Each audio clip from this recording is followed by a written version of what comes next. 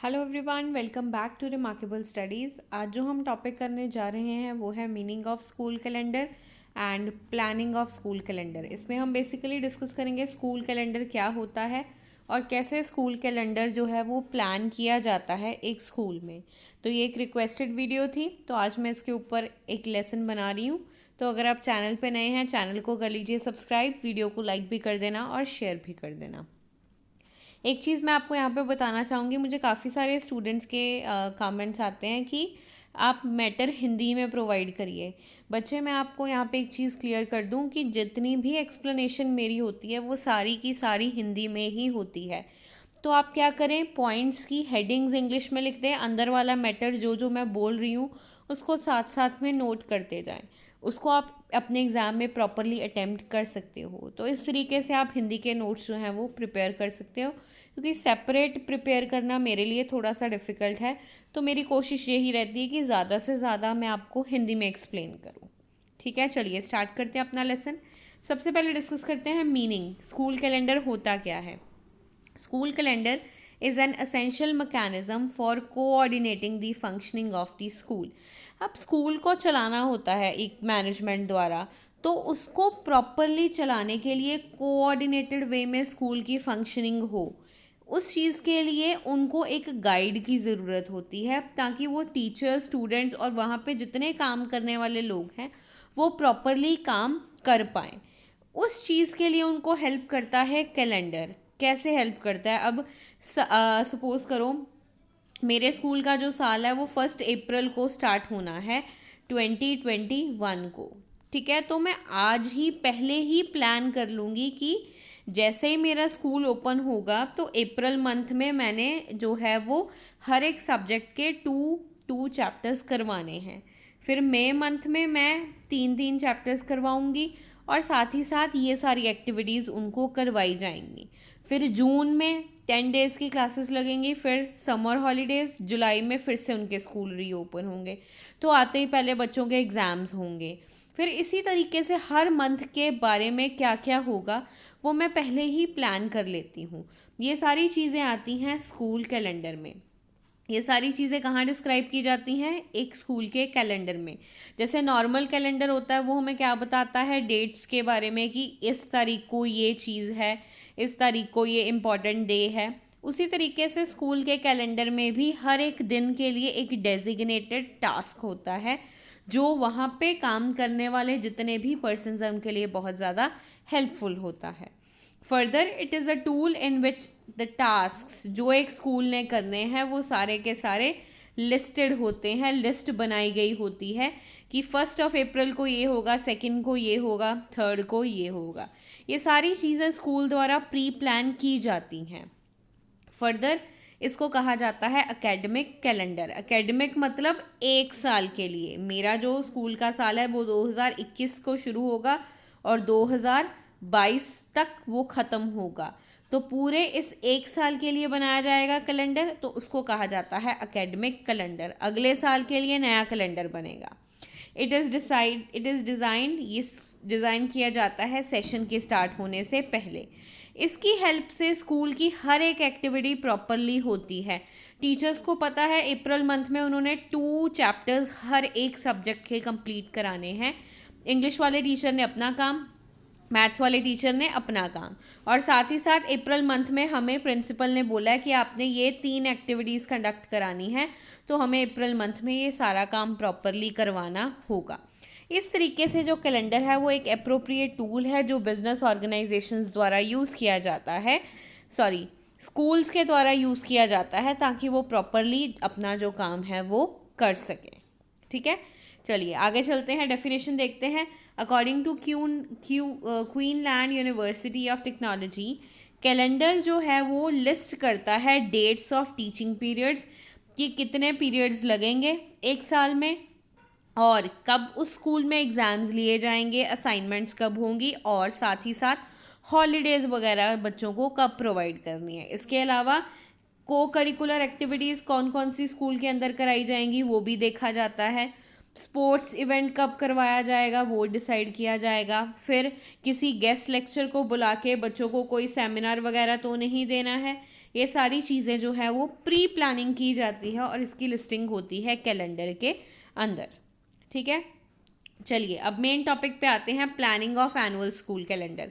इसकी कुछ स्टेजेस हैं, यहाँ पे फ्रंट पे मैंने उनको हेडिंग्स प्रोवाइड की कर दी है। अब एक एक करके इन सारे पॉइंट्स को हम डिस्कस कर, चलिए फर्स्ट पॉइंट देखते हैं। फर्स्ट पॉइंट है स्कूल एजुकेशनल पॉलिसी। जब भी एक स्कूल के एनुअल कैलेंडर को प्लान किया जाता है तो उसके ऊपर स्कूल की एजुकेशनल पॉलिसी, स्कूल के क्या गोल्स हैं, वो बहुत ज़्यादा इन्फ्लुएंस डालते हैं।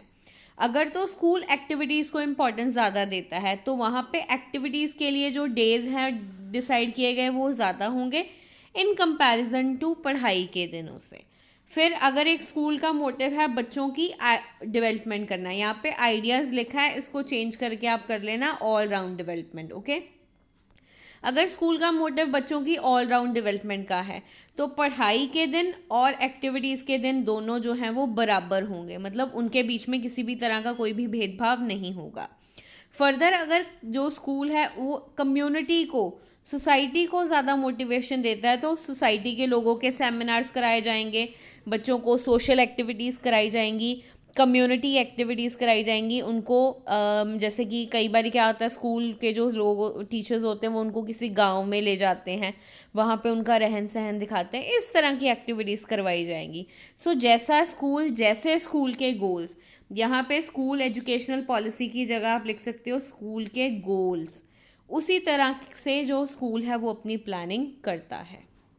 ठीक है, next point, consulting boards directors. Yes, school के जो बोर्ड ऑफ डायरेक्टर्स होते हैं, या हम वर्ड यूज़ करते हैं मैनेजमेंट, उनकी डायरेक्शंस फॉलो करना बहुत ज़्यादा ज़रूरी है। हायर अथॉरिटीज़ देती हैं डायरेक्शंस की कैसे आपने अपना कैलेंडर जो है वो बनाना है। मोर ओवर कोथाली कमीशन की गाइडलाइंस हैं जो स्कूल्स द्वारा फॉलो की जाती हैं कैलेंडर बनाते टाइम। सीबीएसई और पीएससीबी जो है उन्होंने अपने अलग अलग rules and regulations laid down किए हैं। अगर आपका स्कूल सीबीएसई सर्टिफाइड है तो उनको वहाँ के रूल्स फॉलो करने पड़ेंगे। अगर आपका स्कूल जो है वो सीबीएसई के द्वारा नोटिफाइड है तो वहाँ के रूल फॉलो करने ज़रूरी हैं। School must consult these guidelines, ये गाइडलाइंस फॉलो करनी स्कूल के द्वारा बहुत ज़्यादा ज़रूरी होती हैं। चलिए नेक्स्ट पॉइंट है हमारा फाइनलाइजिंग डेट्स। इसमें क्या किया जाता है स्कूल के द्वारा, मेजर डेट्स और वीक्स आर फाइनलाइज्ड, मतलब कैलेंडर में ये चीज़ सेट कर ली जाती है कि डेट्स एग्जामिनेशन की क्या है, एडमिशन्स कब से स्टार्ट होंगी स्कूल में, या हाउस टेस्ट हर मंथ में हमने कौन से डे पे लिख लेने हैं, फाइनल एग्ज़ाम्स, को करिकुलर एक्टिविटीज़, मतलब हर एक दिन के को फाइनलाइज पहले ही कर लिया जाता है कि अगर इस डे पे छुट्टी आ रही है तो उसके पहले और उसके बाद में कैसे काम होना है, या कोई त्यौहार आने वाला है तो उसका सेलिब्रेशन भी स्कूल में होता ही है, तो उस चीज़ के लिए पहले ही डेट्स फाइनलाइज कर ली जाती हैं। नेक्स्ट है इन लिस्टिंग इम्पॉर्टेंट एक्टिविटीज़। हर एक स्कूल में कुछ इंपॉर्टेंट एक्टिविटीज़ होती हैं तो ये चीज़ पहले ही डिटर्मिन कर ली जाती है कि करिकुलर, को करिकुलर और जो स्टाफ की एक्टिविटीज़ हैं वो कौन कौन सी करवाई जाएंगी। अब इन एक्टिविटीज़ को डिटेल में देखते हैं। करिकुलर एक्टिविटीज़ मतलब एकेडमिक एक्टिविटीज़, पढ़ाई को लेके कौन सी एक्टिविटीज़ कराई जाएंगी। जैसे कि साइंस का कोई सब्जेक्ट है तो बच्चों को किसी साइंस ट्रिप पे तो नहीं लेके जाना, साइंस सिटी तो नहीं लेके जाना। अगर कोई बायोलॉजी का टॉपिक है, कोई चैप्टर है, तो उसके रिलेटेड क्या किसी लेक्चरर को बुला के उनकी वर्कशॉप, सेमिनार या कुछ प्रोजेक्ट वर्क कंडक्ट कराने की तो कोई ज़रूरत नहीं है। इसलिए जो सिलेबस है टीचर्स का, बच्चों का, वो टीचर्स पहले ही एनालाइज कर लेते हैं और उसके अकॉर्डिंग क्या करिकुलर एक्टिविटीज़ कराई जाएंगी उसको देखा जाता है। जैसे कि हिंदी दिवस मनाना है तो उसमें हिंदी की काफ़ी सारी पोएम्स होंगी उसमें बच्चों के करिकुलम में, सिलेबस में, तो उन पोएम्स को ही उनको कंपटीशन में प्रेजेंट करने के लिए बोला जाता है। तो इस तरह पढ़ाई भी हो जाती है और साथ में उस चीज़ से रिलेटेड कोई एक्टिविटी भी करवाई जा सकती है।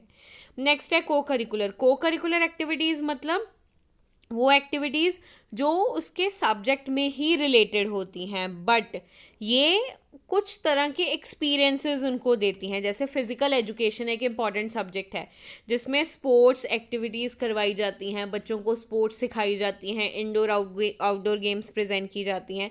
इसके साथ साथ स्टेज एक्टिविटीज़, जैसे एनुअल फंक्शन होगा तो बच्चे प्ले करेंगे, या वैसे भी अगर कोई फेस्टिवल आ रहा है उस पर बच्चे प्ले कर रहेंगे। जैसे दिवाली पे वो रामायण का कोई पर्टिकुलर एक्ट वो लेके सीन लेके उसको एक्ट करेंगे। एग्जीबिशंस हो सकते हैं, जैसे कि साइंस फेयर है आपका, तो हर क्लास के कुछ स्टूडेंट्स जो है वो साइंस के डिफरेंट प्रोजेक्ट्स बनाएंगे, उनको डिस्प्ले किया जाएगा। तो इस तरीके से सारी एक्टिविटीज़ जो हैं वो स्कूल में करवाई जाती हैं। इसके साथ साथ स्टाफ के लिए भी एक्टिविटीज़ बहुत ज़्यादा ज़रूरी हैं, इसलिए टाइम टू टाइम सेमिनार्स वगैरह करवाए जाते हैं, वर्कशॉप्स वगैरह कराई जाती हैं, ताकि टीचर्स भी अपने आप को इम्प्रूव कर सकें, उनको भी पता चले कि किस तरह उन्होंने क्लास को टैकल करना है, डिफरेंट सिचुएशंस को हैंडल करना है। ठीक है, चलिए नेक्स्ट है discussion with the stakeholders. Stakeholders का मतलब डिफरेंट पार्टीज जिनके साथ बातचीत की जाती है टाइम टेबल को लेके। अब टाइम टेबल प्रिंसिपल के साथ मिलके टीचर्स बनाते हैं सबसे पहले, फिर पेरेंट्स का भी आपको पता है कि कुछ पेरेंट्स की एसोसिएशंस होती हैं, जैसे कि पेरेंट्स का व्यू पॉइंट स्कूल तक पहुंचाने के लिए जो है वो पेरेंट्स अपने में से ही कुछ लोगों को सिलेक्ट कर लेते हैं और उनकी एसोसिएशन क्रिएट कर देते हैं, क्योंकि सभी के पास टाइम नहीं होता स्कूल आने का, और ना ही सभी के पास इतनी मतलब कि हिम्मत वगैरह होती है कि वो स्कूल में आके इस चीज़ पे बात कर सकें किसी भी टॉपिक पे। तो इस चीज़ के लिए पेरेंट्स की एसोसिएशन बनाई जाती है, और कई बार स्कूल के स्टूडेंट्स को भी इनवाइट किया जाता है उनके सजेशंस के लिए, ताकि स्कूल का जो कैलेंडर है वो अप्रोप्रिएटली बनाया जा सके। सबसे पहले टीचर्स के साथ जो है वो डिस्कशन की जाती है, क्योंकि टीचर्स को ज़्यादा नॉलेज है कि किस तरीके से जो टाइम टेबल है क्रिएट किया जा सकता है। अगर बाय चांस सारे टीचर्स अवेलेबल नहीं हैं तो इम्पॉर्टेंट टीचर्स या हेड ऑफ़ द डिपार्टमेंट्स उनके साथ डिस्कशंस करके जो हम अपना टाइम टेबल कैलेंडर जो है वो डिसाइड कर सकते हैं। Parents, representative and educated persons can be invited to discuss problem and give suggestions. कई बार ये होता है जैसे स्कूल ने कोई पर्टिकुलर पॉलिसी लॉन्च की है तो डेफिनेटली पेरेंट्स को उसके लिए बुलाया जाता है कि ये पॉलिसी आपको कैसी लगी, आप उनका फीडबैक लिया जाता है, सजेशंस लिए जाते हैं, उनको बोला जाता है अगर आप व्हाट्सएप वगैरह पे भी हमें मैसेज करके सजेशन फीडबैक दे सकते हो, आप वो प्रोवाइड कर सकते हो। इस तरीके से पेरेंट्स को भी ये लगता है कि स्कूल जो है वो प्रॉपरली वर्क करता है। अगर उनको कहीं पे भी प्रॉब्लम आती है वो डायरेक्टली स्कूल के साथ कांटेक्ट करके अपने प्रॉब्लम को सॉल्व कर सकते हैं। नेक्स्ट है students. If students view can be taken for school activities, तो वो बहुत ज़्यादा स्कूल के लिए अप्रोप्रिएट है, इसलिए स्टूडेंट्स के डिसीजंस भी लिए जाते हैं। अब सारे स्टूडेंट्स को बुलाना तो डिफ़िकल्ट हो जाता है, तो क्लास का सीआर या उस पर्टिकुलर क्लास का इंचार्ज टीचर जो है वो अपनी क्लास में जाता है और क्लास के बच्चों से पूछता है कि इस साल हम ट्रिप पे जाना चाहते हैं आपको लेके, साइंस ट्रिप पे, तो आप किस जगह पे जाना जो है वो पसंद करोगे, कौन सी चीज़ को आप एक्सप्लोर करना चाहोगे। इस तरीके की काफ़ी सारी चीज़ें जो है वो की जा सकती हैं। नेक्स्ट है प्रीवियस इवैल्यूएशन। येस, ये बहुत ज़्यादा इंपॉर्टेंट है। पिछले साल भी कोई ना कोई कैलेंडर बनाया गया होगा, तो उस चीज़ को एनालाइज करना कि पिछले साल हमने कैलेंडर जो बनाया था उसमें क्या प्रॉब्लम्स थी, क्या डिफ़िकल्टीज़ थी, क्या वीकनेसेस थी, उनको कंसिडर करना बहुत ज़्यादा ज़रूरी है, ताकि ये चीज़ आने वाले टाइम में ना की जा सके। हो सकता है कि पिछली बारी आपने कैलेंडर बनाया तो एक ही दिन पे 2 इवेंट्स रख लिए, एक पोएम कंपटीशन था और दूसरा ड्राइंग कंपटीशन था, तो डेफिनेटली प्रॉब्लम तो आएगी ही आएगी। तो इस साल ऐसी कोई प्रॉब्लम हमें नहीं चाहिए, हमने प्रॉपरली अपने स्कूल का कैलेंडर जो है वो बनाना है, ताकि कॉन्टीन्यूसली हमारे स्कूल का काम चलता रहे। नेक्स्ट है फाइनल ड्राफ्ट। इसमें क्या है, फाइनल ड्राफ्ट जो है वो बना लिया जाता है एक बारी कि इस डेट पे ये होगा और सारे टीचर्स की सहमति ले ली जाती है। लेकिन जब भी आपका ड्राफ्ट बनाया जाता है तो कुछ चीज़ों का ध्यान में रखना बहुत ज़्यादा ज़रूरी है, जिसमें से फर्स्ट पॉइंट है फ्लेक्सिबिलिटी। जो कैलेंडर है वो फ्लेक्सिबल होना बहुत ज़्यादा ज़रूरी है, मतलब टाइम के अकॉर्डिंग हम उसको चेंज कर सकें। हमने डिसाइड किया था कि 21 जुलाई को हम जो है वो पेंटिंग कंपटीशन कराएंगे, लेकिन बाय चांस गवर्नमेंट ने 21 जुलाई को हॉलीडे डिक्लेयर कर दी, तो उस इवेंट को हमें आगे शिफ्ट करना होगा। तो हमारा कैलेंडर इतना ज़्यादा फ्लेक्सिबल होना चाहिए कि किसी ना किसी दिन हम अपने इस इवेंट को शिफ्ट कर सकें। सो फ्लेक्सिबिलिटी इज़ इम्पॉर्टेंट। नेक्स्ट है फिजिबिलिटी। फिजिबिलिटी का मतलब होता है जब आप लिस्टिंग करते हो आइटम्स की, तो ये चीज़ कंसिडर करनी बहुत ज़्यादा ज़रूरी है कि एक्चुअल में वो एक्टिविटी करवाई जा सकती है या नहीं करवाई जा सकती। अब आप स्पोर्ट्स में ही कोई एक्टिविटी ले लो, क्रिकेट मैच का ले लो, हमारे पास ग्राउंड ही नहीं है अवेलेबल, तो वो एक्टिविटी हम कैसे करवा सकते हैं। तो इसलिए जो भी एक्टिविटी स्कूल में करवाई जाएगी, ये चीज़ ज़रूर कंसिडर की जाएगी कि एक्चुअल में वो एक्टिविटी स्कूल में करवाई जा सकती है या नहीं करवाई जा सकती। सो ये चीज़ कंसिडर करनी है। फिर है seasonal factors. Winter summers influence दी स्कूल कैलेंडर। कई बार क्या होता है, जब बहुत ज़्यादा ठंड होती है तो एक्स्ट्रा हॉलीडेज़ डिक्लेयर कर दी जाती हैं। गर्मियों में भी क्या किया जाता है, कई बार स्कूल के टाइमिंग्स रिड्यूस कर दिए जाते हैं, मॉर्निंग में उनको लेट बुलाया जाता है। तो ये भी चीज़ें स्कूल के कैलेंडर को इफ़ेक्ट करती हैं। अनएक्सपेक्टेड हॉलीडेज़ अनाउंस कर दी जाती हैं। इसलिए कैलेंडर ऐसा होना चाहिए कि कोई भी सिचुएशन आ जाए हम अपने अकॉर्डिंग उस चीज़ को मोल्ड कर सकें। तो ये चीज़ भी ज़रूरी है। फिर है पेरेंटल सजेशन की कुछ चेंजेस इंट्रोड्यूस करने इंपॉर्टेंट हैं, बेनिफिशियल हैं, तो पेरेंट्स के सजेशंस जो हैं वो मानने बहुत ज़्यादा ज़रूरी होते हैं। नेक्स्ट पॉइंट है consulting with other principal. Suppose करिए आपका जो स्कूल है उसकी एक ब्रांच है मॉडल टाउन में और दूसरी ब्रांच है न्यू मॉडल टाउन में, तो वो 2 ब्रांचेस हो गई। अब मैनेजमेंट ज़्यादातर क्या चाहती है कि दोनों जो स्कूल्स हैं उनकी वर्किंग सेम हो, इसलिए जो प्रिंसिपल्स हैं उनकी ये ड्यूटी बनती है कि वो अपनी सिस्टर ऑर्गेनाइजेशंस मतलब साथी स्कूलों के साथ एक तालमेल बना के रखें ताकि दोनों स्कूल्स में सेम डे पर सेम एक्टिविटी करवाई जा सके। तो ये चीज़ भी ज़रूरी है। अगर आपके स्कूल की कोई और ब्रांच नहीं है फिर तो आप अकेले ही कराओगे, लेकिन अगर कोई ब्रांच है then it is important to consult with other school.